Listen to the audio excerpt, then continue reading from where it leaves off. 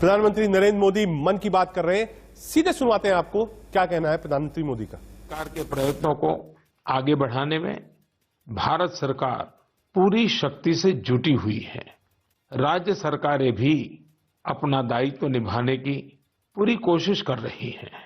साथियों, कोरोना के खिलाफ इस समय बहुत बड़ी लड़ाई देश के डॉक्टर और हेल्थ वर्कर्स लड़ रहे हैं। पिछले एक साल में उन्हें इस बीमारी को लेकर हर तरह के अनुभव भी हुए हैं। हमारे साथ इस समय मुंबई से प्रसिद्ध डॉक्टर शशांक जोशी जी जुड़ रहे हैं। डॉक्टर शशांक जी को कोरोना के इलाज और इससे जुड़ी रिसर्च का बहुत जमीनी अनुभव है। वो इंडियन कॉलेज ऑफ फिजिशियंस के डीन भी रह चुके हैं। आइए बात करते हैं डॉक्टर शशांक से।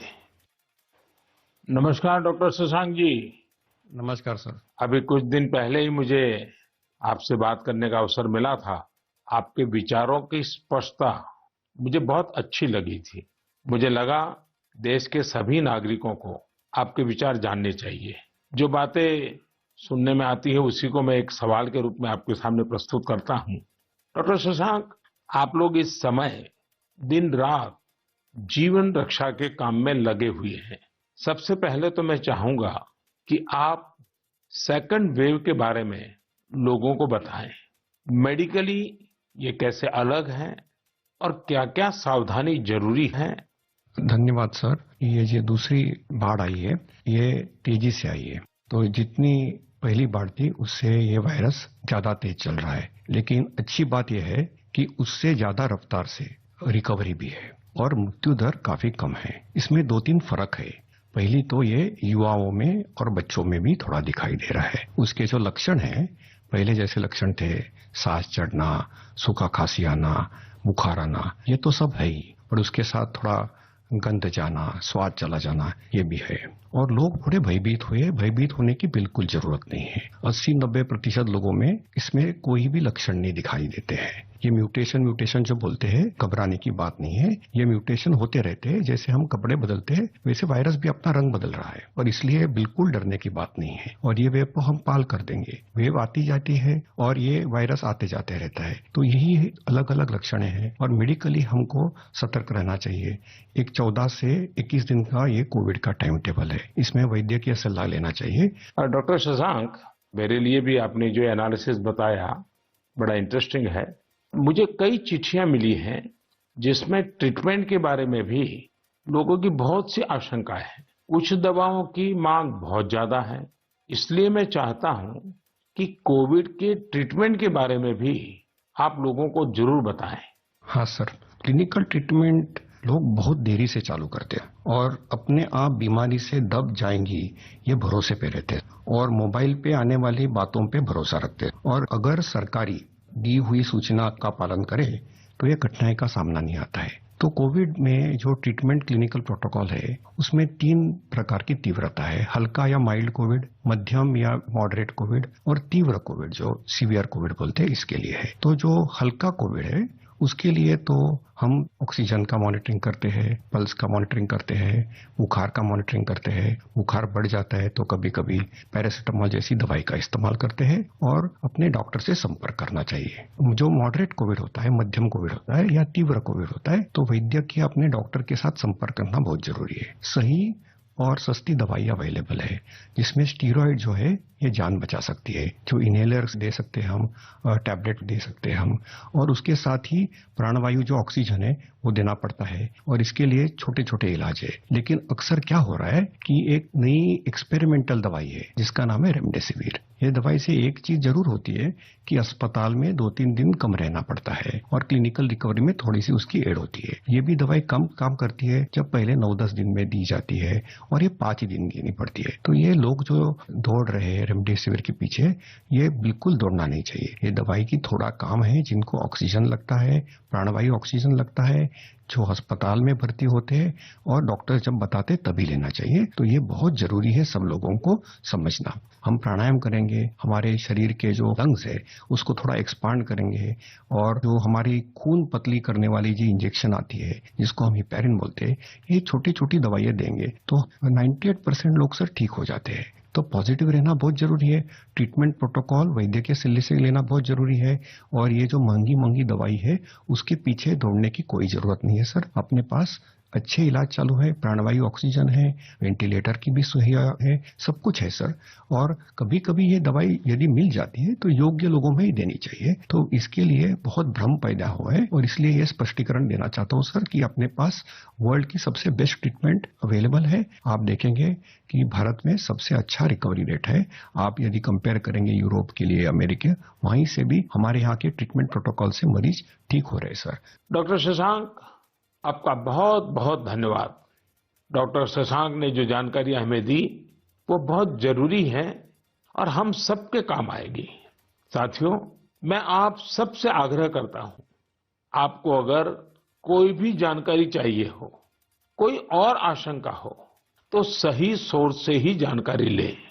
आपके जो फैमिली डॉक्टर हो, आसपास के जो डॉक्टर्स हो, आप उनसे फोन से संपर्क करके सलाह लीजिए। मैं देख रहा हूं कि हमारे बहुत से डॉक्टर खुद भी ये जिम्मेदारी उठा रहे हैं। कई डॉक्टर्स सोशल मीडिया के जरिए लोगों को जानकारी दे रहे हैं, फोन पर, व्हाट्सएप पर भी काउंसलिंग कर रहे हैं। कई हॉस्पिटल की वेबसाइटें हैं जहां जानकारियां भी उपलब्ध हैं, और वहां आप डॉक्टर से परामर्श भी ले सकते हैं। ये बहुत सराहनीय है। मेरे साथ श्रीनगर से डॉक्टर नावीद नजीर शाह जुड़ रहे हैं। डॉक्टर नावीद श्रीनगर के गवर्नमेंट मेडिकल कॉलेज में प्रोफेसर हैं। नावीद जी अपनी देखरेख में अनेकों कोरोना पेशेंट्स को ठीक कर चुके हैं, और रमजान के इस पवित्र माह में डॉक्टर नावीद अपना कार्य भी निभा रहे हैं, और उन्होंने हमसे बातचीत के लिए समय भी निकाला है। आइए उन्हीं से बात करते हैं। नावीद जी, नमस्कार। नमस्कार सर। डॉक्टर नावीद, मन की बात के हमारे श्रोताओं ने इस मुश्किल समय में पैनिक मैनेजमेंट का सवाल उठाया है। आप अपने अनुभव से उन्हें क्या जवाब देंगे? देखिए, जब कोरोना शुरू हुआ तो कश्मीर में जो सबसे पहला हॉस्पिटल डिजिग्नेट हुआ एज कोविड हॉस्पिटल वो हमारा सीडी हॉस्पिटल था, जो मेडिकल कॉलेज के अंडर में आता है। तो उस टाइम एक खौफ का माहौल था, लोगों में तो था ही। वो समझते थे शायद कोविड का इन्फेक्शन किसी को हो जाता है तो एक डेथ सेंटेंस माना जाएगा ये। और ऐसे ही जो हमारे अस्पतालों में डॉक्टर साहिबान या पैरामेडिकल स्टाफ काम करते थे, उनमें भी एक खौफ का माहौल था कि हम इन पेशेंट्स को कैसे फेस करेंगे, हमें इन्फेक्शन होने का खतरा तो नहीं है। लेकिन जो ही टाइम गुजरा, हमने भी देखा कि अगर पूरी तरीके से हम जो प्रोटेक्टिव गियर पहने और एहतियाती तदाबीर जो है उन पे अमल करें तो हम भी सेफ रह सकते हैं, और हमारा जो बाकी स्टाफ है वो भी सेफ रह सकता है। और आगे आगे जब भी हम देखते गए तो ये मरीज, जो कुछ लोग बीमार थे, कुछ एसिम्प्टोमेटिक थे, यानी कि उनमें कोई बीमारी के कोई लक्षण नहीं थे, हमने देखा कि करीब करीब 90-95% से ज्यादा जो मरीज है वो खुद विदाउट एनी मेडिकेशन भी ठीक हो जाते हैं। तो वक्त जैसे गुजरता गया तो लोगों में जो कोरोना का एक डर था वो बहुत कम हो गया। आज की बात जो हम ये सेकंड वेव जो इस टाइम हमारी आई है इस कोरोना में, इस टाइम भी हमें पैनिक होने की जरूरत नहीं है। इस मौके पे भी हम अगर जो प्रोटेक्टिव मेजर्स हैं, जो एसओपीज है, अगर उन पे हम अमल करेंगे, जैसे मास्क पहनना, हैंड सैनिटाइजर का यूज करना, इसके अलावा फिजिकल डिस्टेंस मेंटेन करना या सोशल गैदरिंग्स हम अवॉइड करें, तो हम अपना रोजमर्रा का काम भी बखूबी निभा सकते हैं और इस बीमारी से प्रोटेक्शन भी पा सकते हैं। डॉक्टर नावीद, वैक्सीन को लेकर भी लोगों के कई सारे सवाल हैं, जैसे कि वैक्सीन से कितनी सुरक्षा मिलेगी, वैक्सीन के बाद कितना आश्वस्त रह सकते हैं। आप कुछ बात इसमें बताएं तो श्रोताओं को बहुत लाभ होगा। जब कोरोना का इन्फेक्शन सामने आया तब से आज तक हमारे पास अभी कोविड-19 के अगेंस्ट कोई इफेक्टिव ट्रीटमेंट अवेलेबल नहीं है। तो हम इस बीमारी को फाइट दो ही चीजों से कर सकते हैं। एक तो प्रोटेक्टिव मेजर, और हम पहले से ही कह रहे थे कि अगर कोई इफेक्टिव वैक्सीन हमारे पास आए तो वो हमें इस बीमारी से निजात दिला सकता है। और हमारे मुल्क में 2 वैक्सीन इस टाइम अवेलेबल है, कोवैक्सीन है, कोविशील्ड है, जो यहीं पे बना हुआ वैक्सीन है। और कंपनीज भी अपनी जो उन्होंने ट्रायल्स की हैं तो उसमें भी देखा गया है कि इसकी एफिकेसी जो है वो 60% से ज्यादा है। अगर हम जम्मू कश्मीर की बात करें, हमारी यूटी में अभी तक 15 से 16 लाख तक लोगों ने अभी ये वैक्सीन लगाया है। हाँ, सोशल मीडिया में काफी इसके जो मिसकंसेप्शन या मिथ्स इसमें आए थे कि ये साइड इफेक्ट्स हैं। अभी तक हमारे जो भी यहाँ पे वैक्सीन लगे हैं कोई साइड इफेक्ट उनमें नहीं पाया गया है। सिर्फ जो आम हर किसी वैक्सीन के साथ एसोसिएटेड होता है, किसी को बुखार आना, पूरे बदन में दर्द, या लोकल साइट जहाँ पे इंजेक्शन लगता है वहाँ पे पेन होना, ऐसे ही साइड इफेक्ट्स हमने हर मरीज में देखे हैं। तो कोई ग्रॉस हमने कोई एडवर्स इफेक्ट नहीं देखा है। हाँ, और दूसरी बात, लोगों में ये भी आशंका थी कि कुछ लोग आफ्टर वैक्सीनेशन यानी वैक्सीन टीकाकरण के बाद पॉजिटिव हो गए। इसमें कंपनी से ही गाइडलाइन है कि उसमें अगर किसी को टीका लगा है उसके बाद उसको इन्फेक्शन हो सकता है, वो पॉजिटिव हो सकता है, लेकिन जो बीमारी की सीवियरिटी है यानी बीमारी की शिद्दत जो है उन मरीजों में उतनी नहीं होगी। यानी कि वो पॉजिटिव हो सकते हैं लेकिन जो बीमारी है वो एक जानलेवा बीमारी उनमें साबित नहीं हो सकती है। इसलिए जो भी ये मिसकंसेप्शंस हैं वैक्सीन के बारे में वो हमें दिमाग से निकालने चाहिए। और जिसकी बारी आई, क्योंकि 1 मई से हमारा पूरे मुल्क में जो भी 18 साल से ज्यादा की उम्र के हैं उनको वैक्सीन लगाने का कार्यक्रम शुरू होगा, तो लोगों से अपील यही करेंगे कि आप आए, वैक्सीन लगवाएं और अपने आप को भी प्रोटेक्ट करें, और ओवरऑल हमारी सोसाइटी और हमारी कम्युनिटी इससे प्रोटेक्ट हो जाएगी कोविड-19 के इन्फेक्शन से। डॉक्टर नावीद, आपका बहुत बहुत धन्यवाद और आपको रमजान के पवित्र महीने की बहुत बहुत शुभकामनाएं। कोरोना की इस संकट काल में वैक्सीन की अहमियत सभी को पता चल रही है। इसलिए मेरा आग्रह है कि वैक्सीन को लेकर किसी भी अफवाह में न आए। आप सभी को मालूम भी होगा कि भारत सरकार की तरफ से सभी राज्य सरकारों को फ्री वैक्सीन भेजी गई है, जिसका लाभ 45 साल की उम्र के ऊपर के लोग ले सकते हैं। अब तो 1 मई से देश में 18 साल के ऊपर के हर व्यक्ति के लिए वैक्सीन उपलब्ध होने वाली है। अब देश का कॉरपोरेट सेक्टर, कंपनियां भी अपने कर्मचारियों को वैक्सीन लगाने के अभियान में भागीदारी निभा पाएगी। मुझे ये भी कहना है कि भारत सरकार की तरफ से मुफ्त वैक्सीन का जो कार्यक्रम अभी चल रहा है वो आगे भी चलता रहेगा। मेरा राज्यों से भी आग्रह है कि वो भारत सरकार के इस मुफ्त वैक्सीन अभियान का लाभ अपने राज्य के ज्यादा से ज्यादा लोगों तक पहुंचाएं। साथियों, हम सब जानते हैं कि बीमारी में हमारे लिए अपने परिवार की देखभाल करना मानसिक तौर पर कितना मुश्किल होता है, लेकिन हमारे अस्पतालों के नर्सिंग स्टाफ को तो यही काम लगातार कितने ही मरीजों के लिए एक साथ करना होता है। ये सेवा भाव हमारे समाज की बहुत बड़ी ताकत है। नर्सिंग स्टाफ द्वारा की जा रही सेवा और परिश्रम के बारे में सबसे अच्छे से तो कोई नर्स ही बता सकती है। इसलिए मैंने रायपुर के doctor B.R. Ambedkar medical college hospital में अपनी सेवाएं दे रही सिस्टर भावना ध्रुव जी को मन की बात में आमंत्रित किया है। वो अनेकों कोरोना मरीजों की देखभाल कर रही हैं। आइए उन्हीं से बात करते हैं। नमस्कार भावना जी। आदरणीय प्रधानमंत्री जी, नमस्कार। भावना जी, यस सर। मन की बात सुनने वालों को आप जरूर ये बताइए कि आपके परिवार में इतनी सारी जिम्मेवारियां, इतने सारे मल्टीटास्क, और उसके बाद भी आप कोरोना के मरीजों के साथ काम कर रही हैं। कोरोना के मरीजों के साथ आपका जो अनुभव रहा वो जरूर देशवासी सुनना चाहेंगे, क्योंकि सिस्टर जो होती हैं, नर्सेज जो होते हैं, वो पेशेंट के सबसे निकट होती है और सबसे लंबे समय तक होती हैं। Yes sir. तो वो हर चीज को बड़ी बारीकी से समझ सकती हैं। जी बताइए। जी सर, मेरा टोटल एक्सपीरियंस कोविड में सर 2 मंथ का है सर। हम 14 डेज ड्यूटी करते हैं और 14 डेज के बाद हमें रेस्ट दिया जाता है। फिर 2 महीने बाद हमारी ये कोविड ड्यूटी रिपीट होता है सर। जब सबसे पहले मेरी कोविड ड्यूटी लगी तो सबसे पहले मैं अपने फैमिली मेंबर्स को ये कोविड ड्यूटी की बात शेयर करी। ये मई की बात है और मैं ये जैसे ही मैंने शेयर किया सबके सब डर गए, घबरा गए मुझसे, कहने लगे कि बेटा ठीक से काम करना।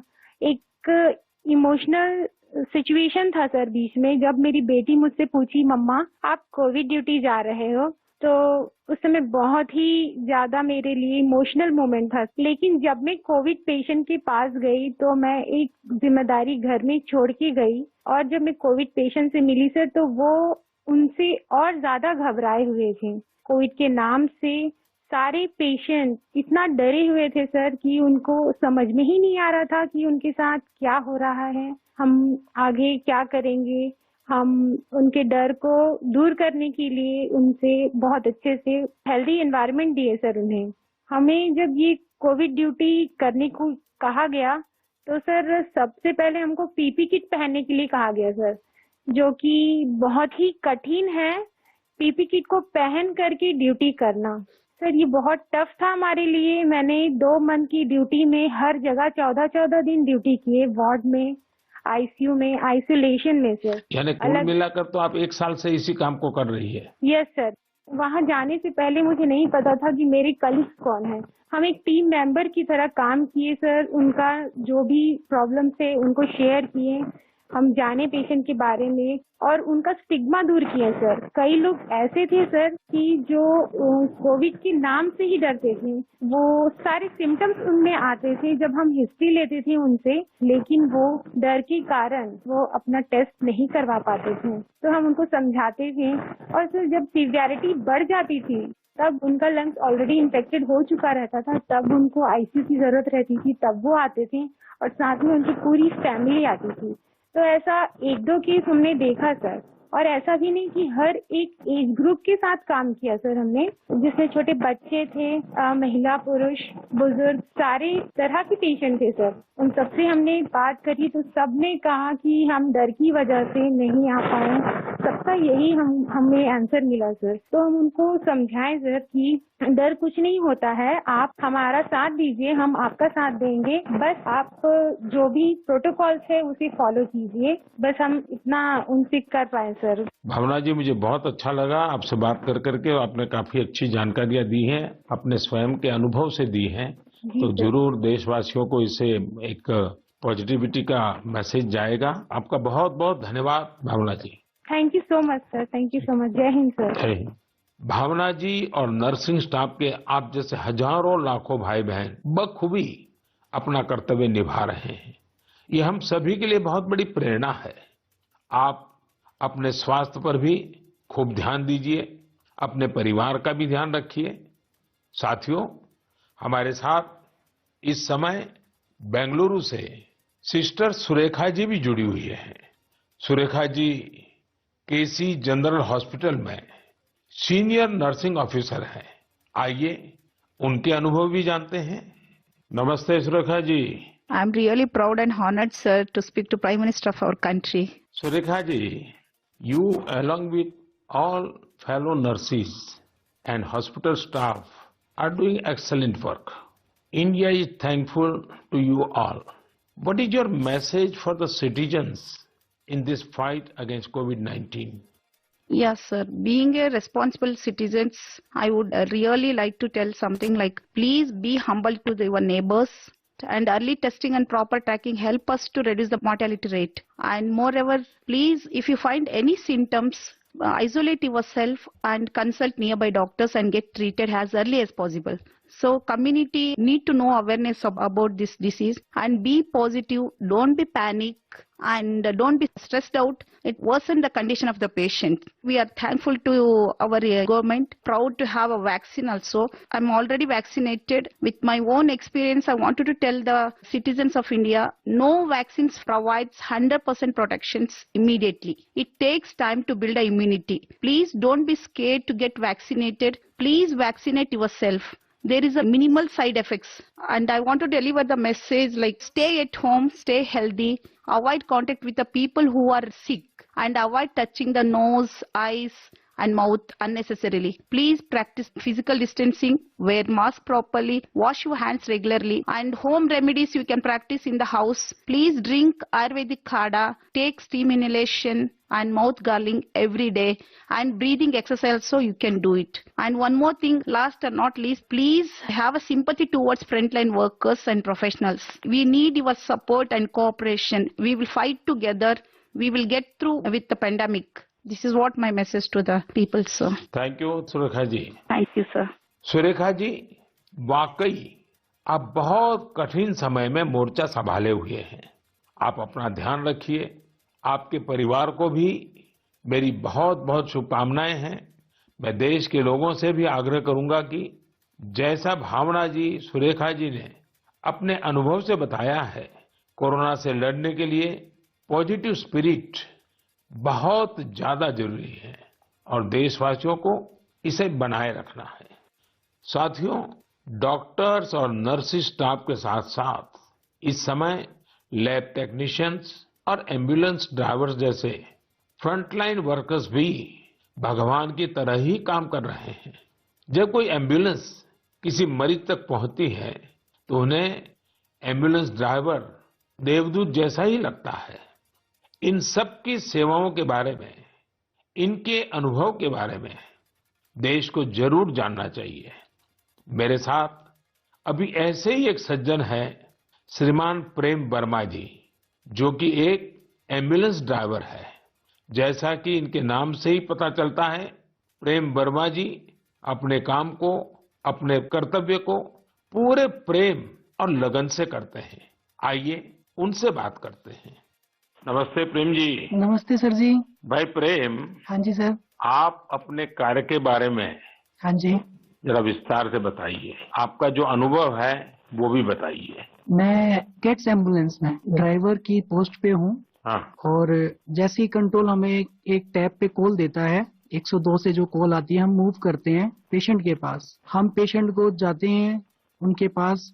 तो 2 साल से हम कंटिन्यू कर रहे हैं काम। अपना किट पहन के, ग्लव्स मास्क पहन के पेशेंट को जहां वो ड्रॉप करने के लिए कहते हैं, जो भी हॉस्पिटल में, हम जल्दी से जल्दी उनको ड्रॉप करते हैं। आपको तो वैक्सीन की दोनों डोज लग गई होगी। बिल्कुल सर। तो दूसरे लोगों को वैक्सीन लगवाएं, इसके लिए आपका क्या संदेश है? सर बिल्कुल सभी को ये डोज लगवानी चाहिए और अच्छी ही है फैमिली के लिए भी। अब मुझे मेरी मम्मी कहती है ये नौकरी छोड़ दो। मैंने बोला मम्मी अगर मैं भी नौकरी छोड़ के बैठ जाऊंगा तो सब और पेशेंट को कैसे कौन छोड़ने जाएगा, क्योंकि सब इस कोरोना काल में सब भाग रहे हैं, सब नौकरी छोड़ के जा रहे हैं। मम्मी भी मुझे बोलती है कि बेटा ये नौकरी छोड़ दे। मैंने बोला नहीं मम्मी, मैं नौकरी नहीं छोड़ूंगा। प्रेम जी, माँ को दुखी मत करना, नहीं माँ सर। को समझाना। हाँ जी। लेकिन ये जो आपने माँ वाली बात बताई ना, हाँ जी। ये बहुत ही छूने वाली है। आपकी माता जी को भी हाँ जी मेरा प्रणाम कहिएगा। बिल्कुल। हाँ। हाँ जी। और प्रेम जी, मैं आपके माध्यम से हाँ जी। ये एम्बुलेंस चलाने वाले हमारे ड्राइवर भी हाँ जी। कितना बड़ा रिस्क लेकर के काम कर रहे हैं, हाँ जी। और हर एक की माँ क्या सोचती है, बिल्कुल सर। ये बात जब श्रोताओं तक पहुंचेगी, हाँ जी। मैं जरूर मानता हूं कि उनको भी दिल को छू जाएगी। हाँ जी। प्रेम जी, बहुत बहुत धन्यवाद। आप एक प्रकार से प्रेम की गंगा बहा रहे हैं। धन्यवाद सर जी। धन्यवाद भैया। धन्यवाद। साथियों, प्रेम वर्मा जी और इन जैसे हजारों लोग आज अपना जीवन दांव पर लगाकर लोगों की सेवा कर रहे हैं। कोरोना के खिलाफ इस लड़ाई में जितने भी जीवन बच रहे हैं, उसमें एम्बुलेंस ड्राइवर्स का भी बहुत बड़ा योगदान है। प्रेम जी, आपको और देश भर में आपके सभी साथियों को मैं बहुत बहुत साधुवाद देता हूं। आप समय पर पहुंचते रहिए, जीवन बचाते रहिए। मेरे प्यारे देशवासियों, ये सही है कि कोरोना से बहुत लोग संक्रमित हो रहे हैं, लेकिन कोरोना से ठीक होने वाले लोगों की संख्या भी उतनी ही ज्यादा है। गुरुग्राम की प्रीति चतुर्वेदी जी ने भी हाल ही में कोरोना को हराया है। प्रीति जी मन की बात में हमारे साथ जुड़ रही हैं। उनके अनुभव हम सबके काफी काम आएंगे। प्रीति जी नमस्ते। नमस्ते सर, कैसे हैं आप? मैं ठीक हूं जी। सबसे पहले तो मैं आपकी कोविड-19 से जी सफलतापूर्वक लड़ने के लिए जी, सराहना करूंगा। थैंक यू सो मच मेरी सर। कामना है आपका स्वास्थ्य और तेजी से बेहतर हो। जी शुक्रिया सर। प्रीति जी, हाँ जी सर। ये सिर्फ आपके परिवार में आप ही का नंबर लगा कि परिवार के और सदस्य भी इसमें फंस गए हैं? नहीं नहीं सर, मैं अकेली ही हुई थी। चलिए, आज पॉजिटिव। भगवान की कृपा रही।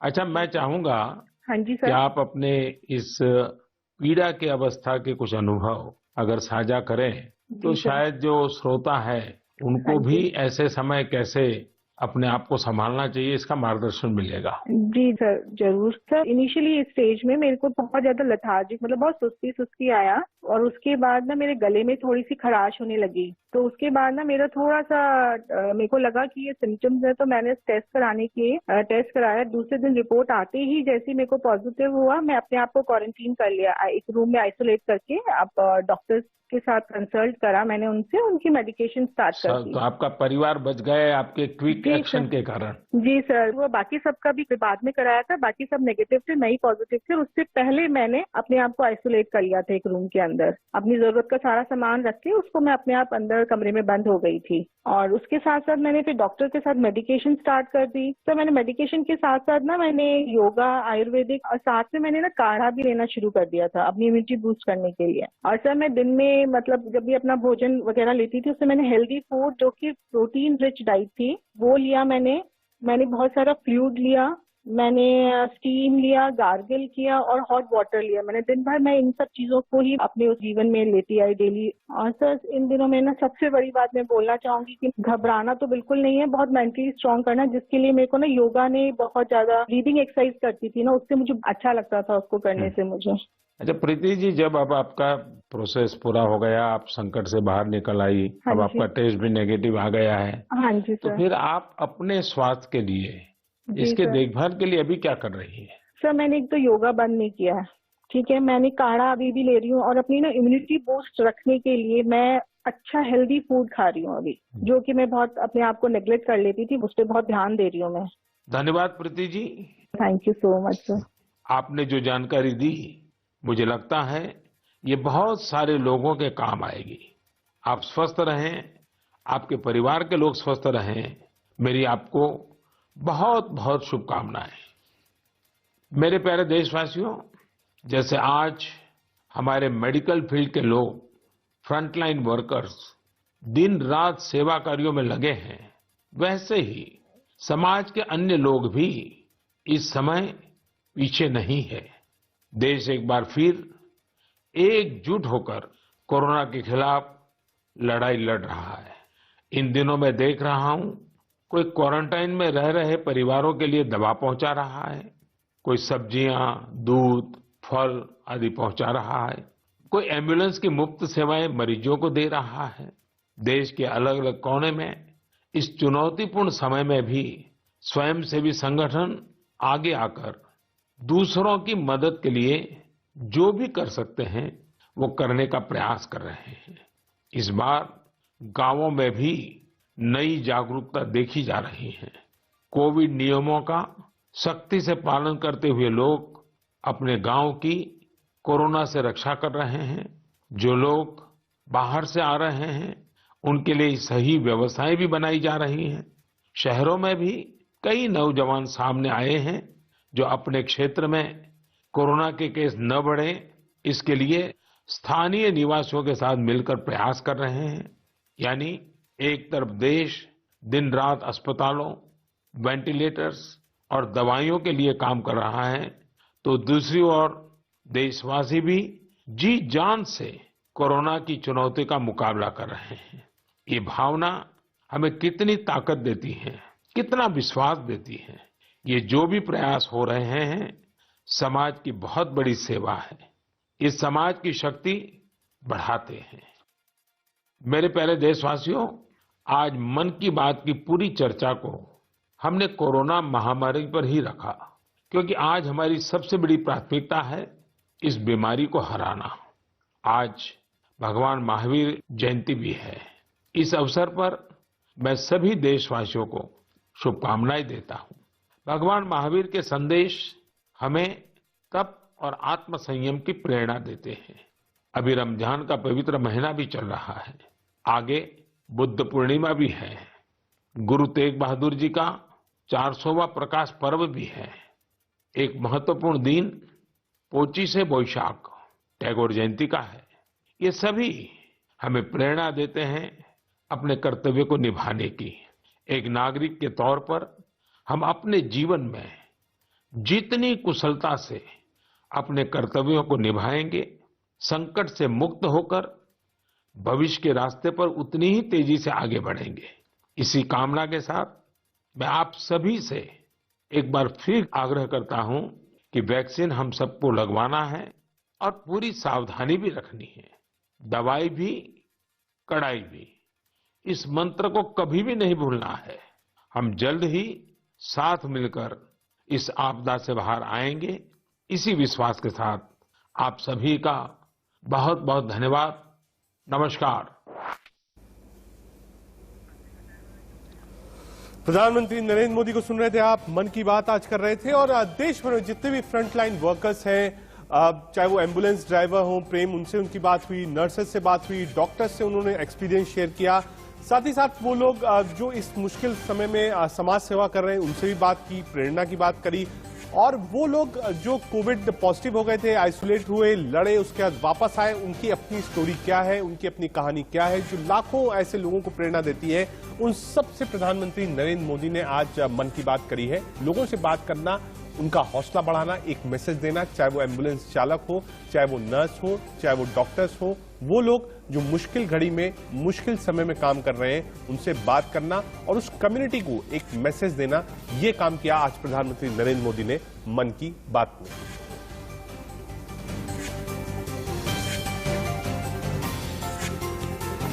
प्रधानमंत्री नरेंद्र मोदी को आप सुन रहे थे मन की बात में। और आज का मन की बात, जैसे बिल्कुल आप कह सकते हैं, हम सोच सकते थे कि आज कोविड को लेकर ही चर्चा होगी, तो आज चर्चा कोविड को लेकर प्रधानमंत्री ने करी। और जो स्पेशलाइज्ड डॉक्टर्स थे, जो कोविड वार्ड्स में काम कर रहे थे, उनसे डायरेक्ट उन्होंने बातचीत करी, उनसे पूछा, वैक्सीन के बारे में पूछा, इलाज के बारे में पूछा, उनके अपने एक्सपीरियंसेस के बारे में पूछा, फ्रंटलाइन वर्कर्स से बात करी, एम्बुलेंस ड्राइवर्स से बात करी, नर्सेस से बात करी, जो लोग ठीक हो गए उनसे बात करी और उनका हौसला बढ़ाया।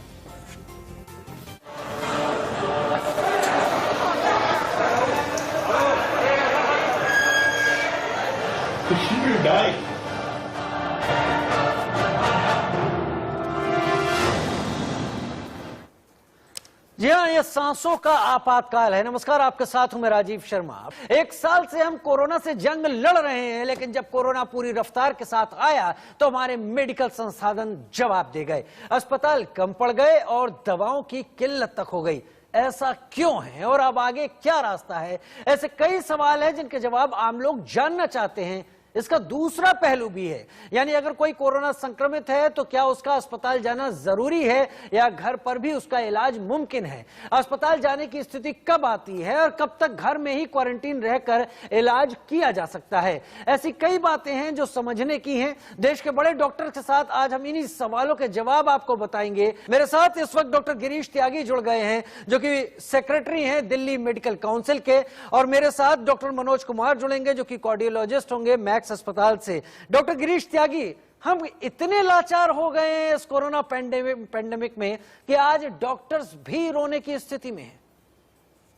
जी बिल्कुल, जैसा आपने देखा, डॉक्टर्स जो कि करीब 1 साल से पूरा लड़ाई कर रहे हैं अपने पेशेंट्स के लिए, कम्युनिटी के लिए, लेकिन जब वो यहाँ तक इस नौबत तक आ गई है कि जो पेशेंट्स को बेड नहीं मिल रहे, वो वहां पर ट्रीट कर रहे हैं पेशेंट्स को इमरजेंसी में, साइमल्टेनियसली उनके पास प्रेशर आ रहा है कि हाँ जी एक पेशेंट और सीरियस आ रहा है, एक पेशेंट और सीरियस आ रहा है, एक पेशेंट एम्बुलेंस में है, कैसे एडजस्ट करें? तो जो वो ट्रीट कर सकते हैं पेशेंट्स को, लेकिन वो पेशेंट को एडमिट ही नहीं कर पा रहे। तो बड़े दुख की बात है कि जो कि वो एक इंसान का, डॉक्टर होने के साथ साथ एक इंसान भी हैं, और वो अपनी मजबूरी को जान रहे हैं कि जो पेशेंट जो ठीक हो सकते हैं, बच सकते हैं, लेकिन क्योंकि हमारे पास बेड नहीं है, हमारे पास आईसीयू की बेड की कमी है, हमारे पास वेंटिलेटर की कमी है, हमारे पास कुछ मेडिसिन की कमी है और सबसे ज्यादा जो ऑक्सीजन की कमी है। जो आज की डेट में सिर्फ एक ऑक्सीजन है जो एक डेफिनेट मेडिसिन है कोरोना के खिलाफ। रेमडेसिविर या प्लाज्मा जो डेफिनेट लाइन ऑफ ट्रीटमेंट नहीं है, उनका अभी एस्टेब्लिश भी नहीं है उनका कितना रोल उनका रहेगा यहाँ पे, लेकिन ऑक्सीजन का ना होना एक सबसे बड़ा दुखद विषय है आज की डेट में। ठीक है डॉक्टर गिरीश त्यागी। डॉक्टर गिरीश त्यागी, हमने अपने तमाम दर्शकों से कहा कि वो भी हमारे साथ जुड़े और वो भी अपनी समस्या हमारे सामने रखें। अमित जुड़ रहे हैं मथुरा से हमारे साथ। अमित, पूछिए अपना सवाल। डॉक्टर गिरीश त्यागी हमारे साथ इस वक्त जुड़े हुए हैं।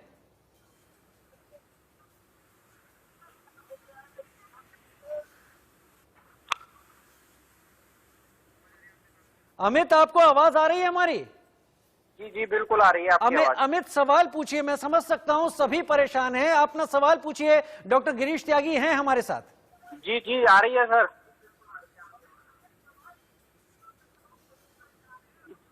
डॉक्टर साहब से ये सवाल है मेरा कि मेरी मिसेज प्रेग्नेंट है और मैं ये जानना चाहता हूं कि उनको कोविड का ये इंजेक्शन लगवा सकते हैं या नहीं लगवा सकते। डॉक्टर गिरीश त्यागी, कई तरह के सवाल आएंगे लोगों के आपके सामने। अमित हमारे साथ इस वक्त जुड़े हुए हैं। वो पूछ रहे हैं कि उनकी पत्नी इस वक्त गर्भवती हैं और जैसे लगातार डॉक्टर्स कह रहे हैं कि वैक्सीन अवेलेबल है तो जरूर लगवाएं, क्या उन्हें वैक्सीन ये लगवाएं?